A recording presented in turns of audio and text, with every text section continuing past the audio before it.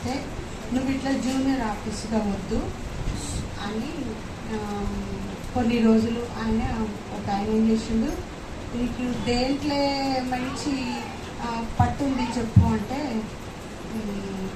Sir నేను కథలు రాస్తా అన్నాడు.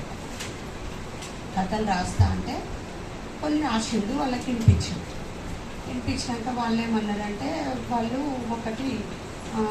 ఒక క్రమం పెట్టారు. నువ్వు ఎన్ని సంవత్సరాలు రాస్తావో అది నీ ఇష్టం, కానీ నువ్వు రాసిన సినిమాల కథలు బయటికి తెలియద్దు, ఎవ్వరు నీ చుట్టాలకు తెలియద్దు, నీ తల్లికి తెలియద్దు, ఎవ్వరికి తెలియద్దు.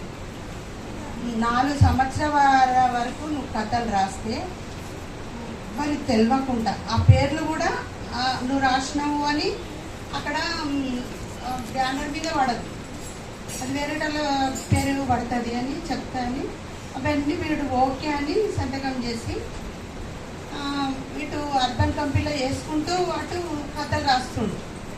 ఏమన్నా అంటే ఎటు పోతున్నాడు అంటే నేను ఎటు పోతే నీకెందుకమ్మా, నేను అంత మంచిగా చేస్తున్నా, నేనేం చెడగొట్టలేనమ్మా అని నాకు చెప్పేది తప్ప ఏం చెప్పకపోయేది.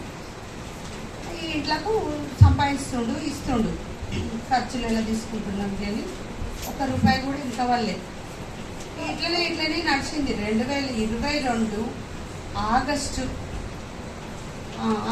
12వ తారీఖు వీడు పైకి